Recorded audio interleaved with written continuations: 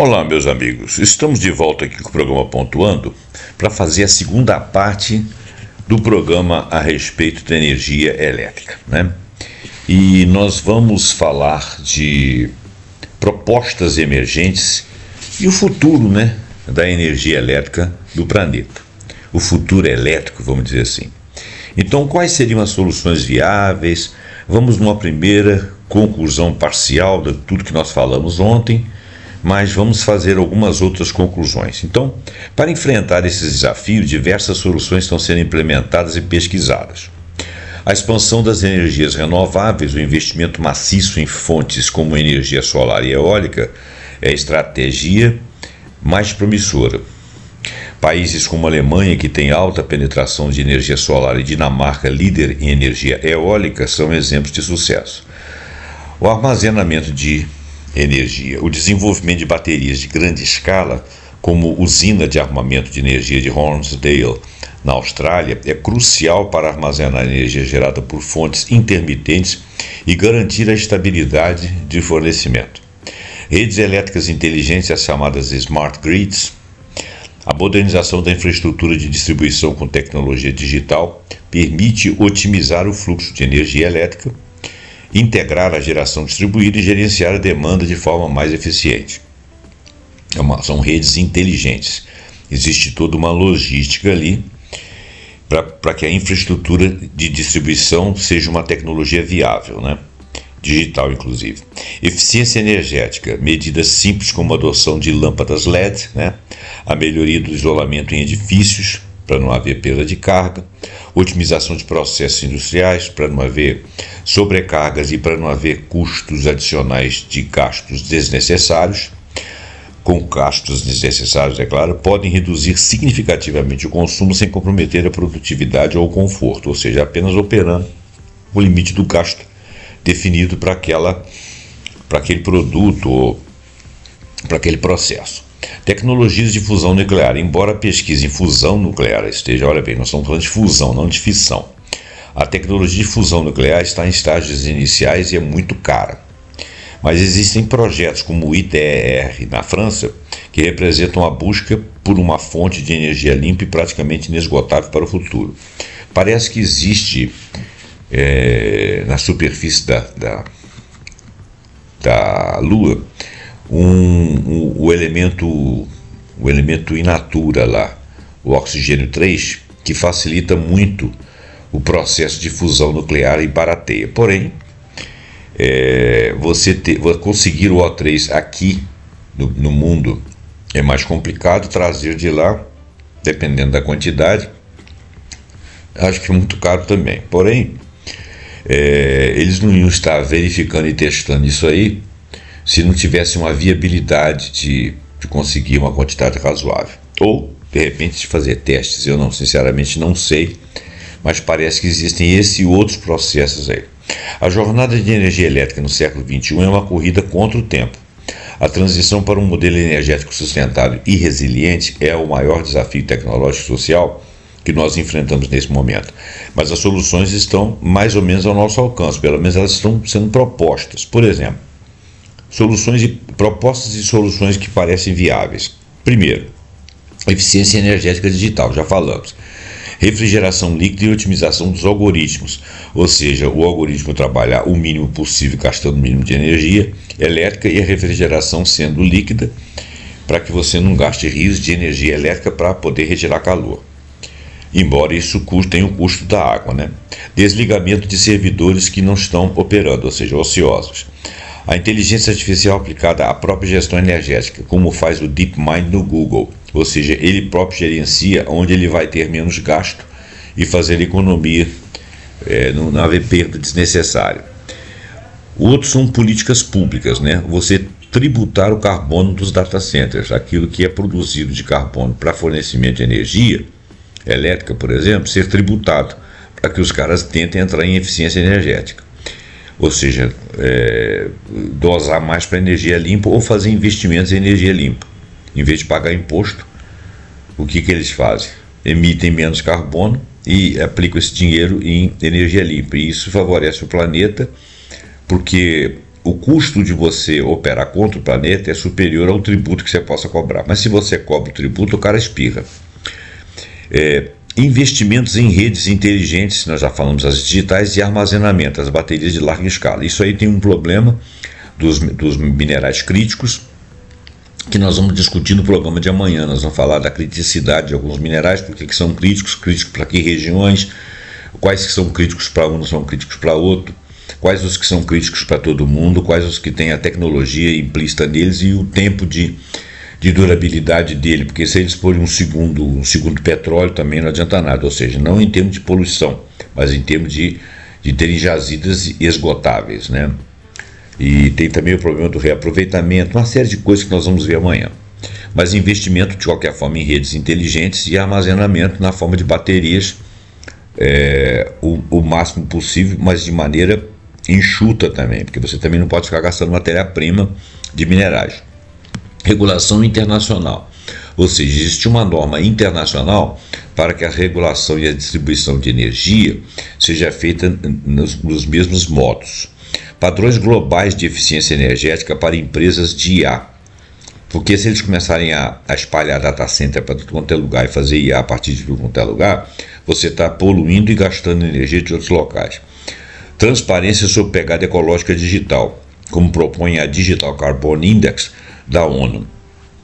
Tendências e comentários de alguns especialistas. A transição energética é um dos maiores desafios contemporâneos. Para Fatih Birol, que é diretor executivo da Agência Internacional de Energia, ele diz o seguinte: o mundo caminha para um sistema mais limpo, mas a transição precisa de ser justa, rápida e global. O investimento em renováveis cresceu, mas ainda é insuficiente para limitar o aquecimento global num 1,5 graus. Olha bem, essa questão de ser justa nem é tanto pela fala em si de justiça social apenas, mas é porque quando a sociedade é mais equilibrada, ela tem menos esgotamentos, ela tem menos perdas que você não consegue repor, e a economia não fica justa. Quando você, por exemplo, consegue ter menos moradores de rua, o investimento que os governos fizerem nisso com políticas públicas pode aparecer lá na frente como lucro para medicina profilática. Você acaba por fazer uma profilaxia de serviço social, você tem menos custos de saúde, você tem menos custos de segurança pública, você tem menos criminalidade, portanto você pode restringir um pouco mais a ostensividade das polícias, os gastos e os custos de operações policiais e de assistência social. Então, olha bem, são investimentos. Teve uma cidade lá na América do Norte, eu acho que, se não me engano, é Utah, que ela fez um investimento de 70 milhões em casas para moradores de rua, sem nenhuma contrapartida. Eles apenas doavam as casas. 95 a 98% dos moradores aceitaram e ficaram nas casas, e inclusive conseguiram depois empregos para manter, pagar imposto e tudo. Muito bem, esse investimento de 70 milhões fez uma economia do Estado de 140 milhões, ou seja, dos 70 investidos sobraram o quê? Mais 70. Então, se nós conseguirmos uma justeza, uma distribuição melhor e menos perda nos gargalos, ajudando as populações de determinadas regiões, nós vamos conseguir que lá na frente a gente faça economia e investimento para poder equilibrar situações, porque o que acontece numa região, infelizmente, não permanece ali, vira um problema global. Então, você ter mais equidade na distribuição e no consumo pode representar economia para todas e várias nações ao mesmo tempo. Então, quando a gente fala de justeza aqui, eles, pelo menos, quando falam de justeza, falam mais por questões contábeis e de investimento e de não haver perdas, do que propriamente por serem beneméritos da natureza ou beneméritos de outras pessoas. Infelizmente, as pessoas ainda se movem pelo bolso. Mas, claro que existe uma benemerência também, pelo menos desse Fatih Birol aqui. Ele, pelo menos, quando fala de justeza ou de justiça, ele está sendo um pouco mais honesto.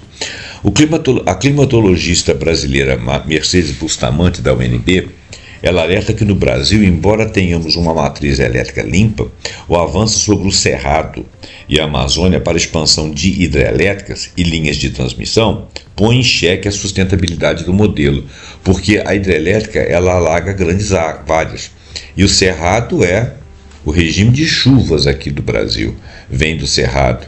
O Cerrado é um dos biomas mais importantes, não apenas a floresta amazônica. O Cerrado, se o Cerrado sumir, muita coisa, muita devastação vai acontecer no país. Não vou falar sobre isso agora, que me faltam dados aqui que eu possa pesquisar, mas eu sei, já li qualquer coisa, só não está na minha memória e também vai gastar tempo. As linhas de transmissão também, porque elas representam posicionamentos de peças ao longo de uma cadeia de lugares, uma atrás do outro, para ver transmissão, né? Então, morrem pássaros e dá um problema de meio ambiente também. O economista Jeremy Rifkin defende que o mundo caminha para uma terceira revolução industrial, que será baseada na integração entre energias renováveis, a internet das coisas e a descentralização da produção. Ou seja, a produção não será centralizada em apenas um lugar, vão ter mais de um local, porque aí você tem menos transmissões e investimento em áreas mais vastas. E com isso você beneficia mais populações e ao fazê-lo você protege mais biomas e mais o planeta e começa a dar menos prejuízo em outros lugares. Porque se um determinado lugar é devastado e por causa disso ele interfere no clima e começa a haver degelo de calotas, calor excessivo, desmatamento, não recuperação de áreas degradadas, isso aí vai gerar um problema em cascata para o mundo todo. Então causa prejuízo em outra ponta, em algum país aí que esteja de vento em popa, com a sua população se achando muito feliz, né? E de repente ele começa a receber as consequências desse descuido, que de repente não é deles, mas porque eles não se ocuparam disso atentamente, né? Então, o mundo caminha para a terceira revolução industrial. E a integração deve ser entre energias renováveis e internet das coisas, porque o digital pode promover a inteligência artificial em que você vai mapeando os lugares com rapidez muito grande, e descentralização da produção, que eu já falei. A nova infraestrutura energética será colaborativa, digital e descentralizada, com edifícios produzindo sua própria energia. Ou seja, você vai ter energia criada nos próprios edifícios. Teve uma tese até que os caras colocavam sensores, não sei se eram sensores, não sei se a palavra certa é sensores, nos lugares de rodagem dos automóveis. E à medida que eles iam passando a ele, a energia cinética deles ia transformando numa energia mecânica, essa energia mecânica ia se transformando em energia elétrica, num processo lá que agora eu não lembro dos detalhes. Mas é uma coisa assim, é como se você estivesse pulando, você está pulando em cima de um lugar, você está gastando sua energia, a energia que vem do alimento, que por sua vez vem do sol, você está gastando aquela energia e está estocando e produzindo energia ali para ser transmitida na forma de eletricidade para residências, para locais ou para o próprio prédio ou para a própria rua, uma coisa assim em que todo dispêndio de energia nosso não é perdido para o universo na forma de calor ou na forma de ruído, ou simplesmente perdido por não ser reaproveitado. É a segunda lei da termodinâmica, né? O caos, né? Agora nós vamos falar de desafios e oportunidades. Armazenamento. O avanço de baterias de lítio e tecnologias como a do hidrogênio verde, que nós falamos anteontem na economia verde, será essencial para lidar com a intermitência das renováveis. Por quê? Porque a fotovoltaica depende do sol, a eólica depende do vento, as marés dependem da força de gravidade, que eventualmente é mais alta no momento, ou é menos alta, ou você não pega, ou tem um regime de chuvas que modifica isso aí, dá uma ressaca e tal, e você precisa de uma certa constância daquela produção. A eólica, que não necessariamente vai ter ventos, e assim por aí afora, né? Então, o hidrogênio verde, que vem da eletrólise da água, será essencial para lidar com a intermitência das renováveis. Na geopolítica, a dependência de minerais críticos como cobalto e lítio, por exemplo, existem vários, para a transição verde pode gerar conflitos e dependências entre países. Já está gerando, né? Nós vamos falar isso no programa de amanhã. Desigualdade energética. Alguns países desenvolvidos debatem eficiência. Bilhões ainda vivem sem o acesso à eletricidade. Um desafio para os Objetivos de Desenvolvimento Sustentável número 7, a ODS, né? Futuro elétrico do planeta. A primeira parcial em conclusão, pelo menos em tese. Estamos diante de uma encruzilhada elétrica. Na realidade, uma encruzilhada energética. A tecnologia digital e a inteligência artificial exigem mais energia do que nunca. E se essa demanda for suprida apenas com fontes fósseis, o colapso ambiental será inevitável. Ele vai se acelerar. Então, para você manter uma sociedade tecnológica à base de energia fóssil, você vai perder a sociedade toda e mais a tecnologia que você criou. Se a fonte for renovável, será necessário um redesenho, ou seja, outro design profundo na infraestrutura energética global. E ela será global, não será local. A sustentabilidade energética não será apenas uma questão técnica, ela é uma questão de justiça climática, porque o que você fere aqui repercute lá. E ela será também econômica e digital. Principais produtores de energia elétrica do mundo. A China é líder mundial, mas também é a fábrica do mundo, precisa de muita energia. Em 2024, a China gerou 10.073 terawatts, superando somatoriamente os volumes produzidos pelos Estados Unidos, União Europeia e Índia juntos, né? E essa produção aqui foi uma produção que ela se afasta no ranking de 2023, por exemplo, ela produziu 9.456 terawatts, né? E o conjunto do mundo produz quase 25 terawatts, né? Esses dados aqui estão conflitando porque eu mudei de arquivos, né? E tem um arquivo aqui que a conta está dando um valor superior a esse aí. Então, eu suponho que nós tenhamos, eu não consegui afinar esses valores, eu não sei qual deles é o mais representativo e o mais correto. Mas nós vamos ficar com a ideia de que a China gerou, olha bem, se ela gera 8,6 terawatts, terawatts, né, por capacidade energética, se você multiplicar por 8.600 e poucos horas do ano, considerando que ela opera o tempo todo, você vai ter aí um valor de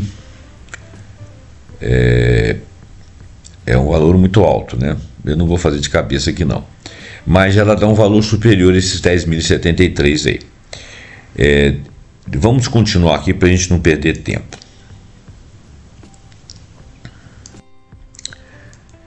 Então, no ranking de 2023, ela produziu 9.456 terawatts hora.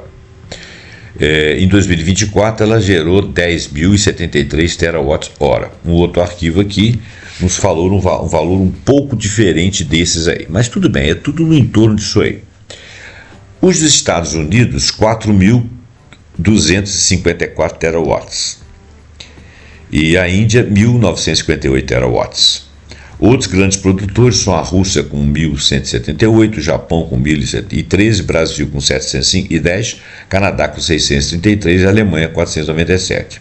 Observem que a Rússia tem uma população muito maior do que a do Japão, o Brasil tem uma população maior que o Japão e produz menos, e por aí vai.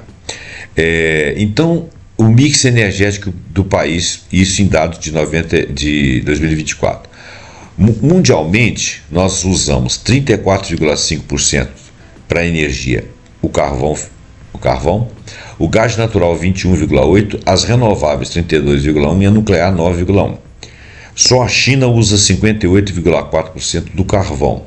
Já teve dados aqui que diz que a economia dela estava usando 40% do carvão.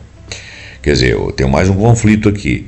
Gás, 3,2%, renováveis, 33,9%, nuclear, 4,4%. A Índia, 73,4% de carvão, é a mais poluente, esse valor está batendo com lá de cima. o gás 3,3%, as renováveis 20,5% e a nuclear 2,6%.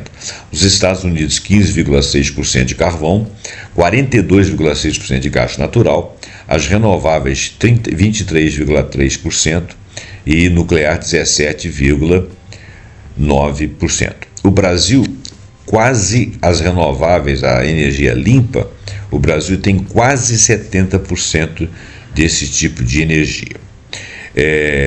A fonte aqui é o Visual Capitalista, dado integrado como referência da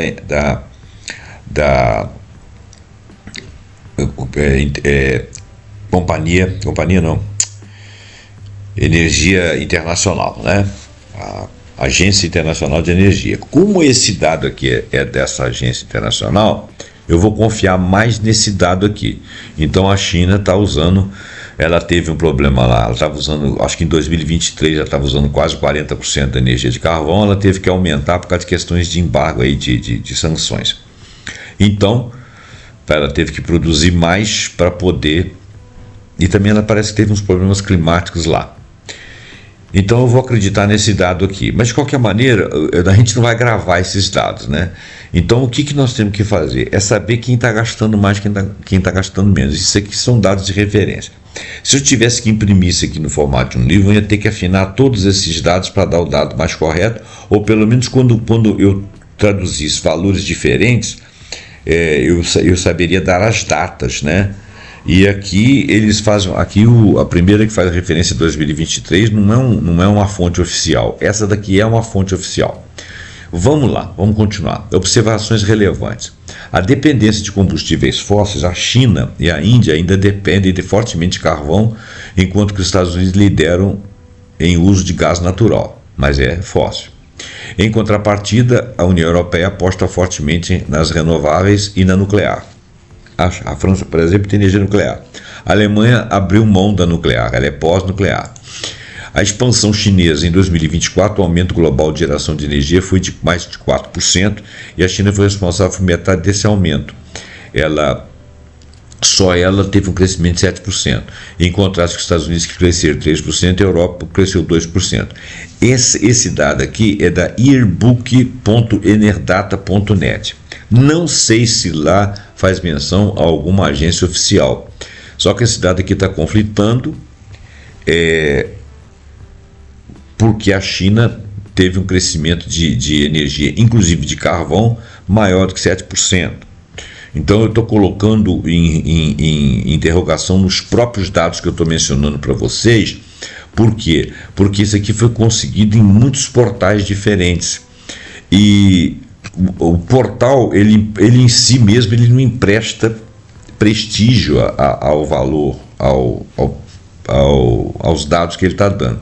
Ele tem que se basear em pesquisas ou basear-se em institutos, né?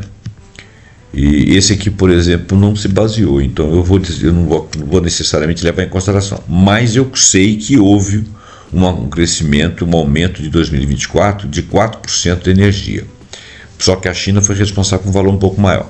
Atualmente a China é hegemônica na produção de eletricidade global, isso nós sabemos, isso inclusive é verdade, com mais que o dobro do segundo colocado, isso é verdade, né? O consumo dela é 30%, o dos Estados Unidos é 15%. O mix energético varia muito por região, então isso aí está dando conflito de dados por causa disso também. Enquanto emergentes como a China e a Índia ainda dependem do carvão, e a China está dependendo mais do que a Índia, a Índia ainda depende mais do que a China, regiões desenvolvidas como a União Europeia e Estados Unidos estão migrando para as renováveis e energia nuclear, mas essa migração tem sido pequena.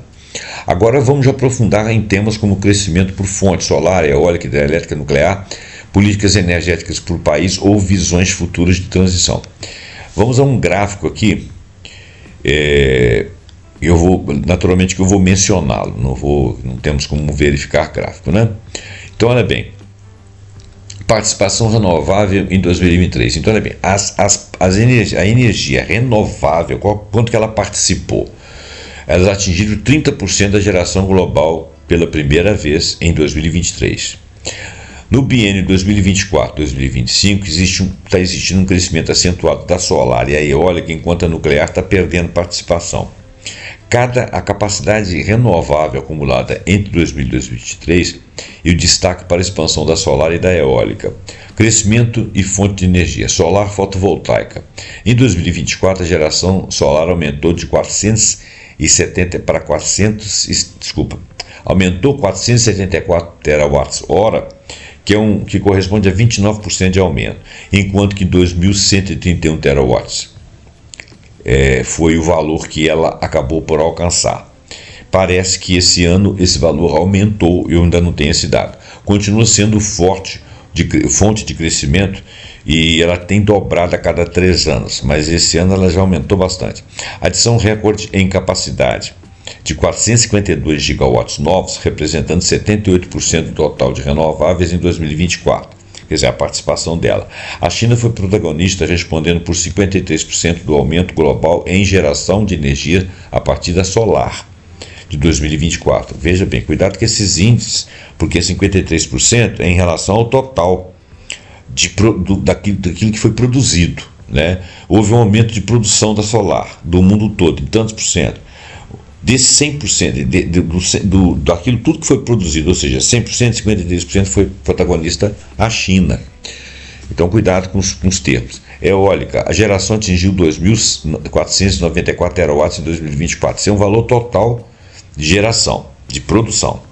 Houve um crescimento de 7,9%, ou seja, esse valor percentual é 182 terawatts-hora. O crescimento acumulado desde 2015 já triplicou, porém condições climáticas adversas limitaram o avanço em 2024. Parece que em 2024 nós tivemos uma pequena perda. A combinação solar mais eólica representa atualmente 15% de energia global e quase 4 vezes o volume de uma década atrás. A hidrelétrica continua sendo a maior fonte renovável, 14% de geração global em 2024, sendo que o Brasil é campeão nisso aí. Mas a participação relativa da hidrelétrica está diminuindo. Ela enfrentou menor produção em 2023, embora tenha se recuperado um pouco em 2024, por causa também dos regimes de chuvas, né? A nuclear, a geração cresceu muito pouco, ela cresceu 4% em 2024, com novos reatores e retomadas em países como França e Japão. Mas a sua participação relativa vem caindo desde 2000. Hoje, os renováveis representam mais de 3 vezes a geração nuclear, 30% versus 9%. Na realidade, mais de 3%, né? Mais de 3 vezes. Políticas energéticas por país e região. A China, por exemplo, é a maior potência renovável com fontes limpas do mundo. 1.878 gigawatts instalados até o fim de 2024. Eles estão com 2.800, né? De geração. Então tá bom, quase metade disso aí, né? Metas ambiciosas: 80% da matriz elétrica ser em combustíveis fósseis até 2060, solar mais eólica somando 1.200 gigawatts até 2030 é a expectativa da China. Em maio de 2024, fontes limpas já geravam 44% de sua eletricidade. Veja bem, mais uma vez, olha o que nós estamos falando. Nós estamos falando que da eletricidade total produzida por ela, fontes limpas tem 44% de sua eletricidade. Mas ela ainda tem um fator grande de uso do carvão, tá? Então aí vai bater um bocado ali com os percentuais. Nós já estamos com quase 80% aí de um e de outro, somado. Solar 12%, eólica 11%, hídrica 15%, nuclear 5%. Para compor os 44%. A Índia é a terceira maior produtora elétrica renovável, 46,3% da capacidade instalada até outubro de 2024, mas ela também usa carvão. Plano de 500 gigawatts de renováveis até 2030 eles querem produzir, atendendo 50% da eletricidade com fontes não fósseis, ou seja, eles querem chegar a 50%, retirando pelo menos mais 10 a 15% do mercado das não limpas. Expansão solar significativa com grandes parques fotovoltaicos em Brada e Pavgada, na Índia, né? A nuclear há planos de triplicar a capacidade até 2032, com pequenos reatores modulares ganhando atenção. Outras regiões, a Alemanha, compromisso de neutralidade de carbono até 2045, ela está tentando, inclusive ela não tem mais nuclear, a energia eólica dela é pujante. Reino Unido e Japão também têm metas de neutralidade até 2050, Coreia do Sul planeja 20% de renováveis até 2030, 35% até 2040, reduzindo a nuclear até 2057.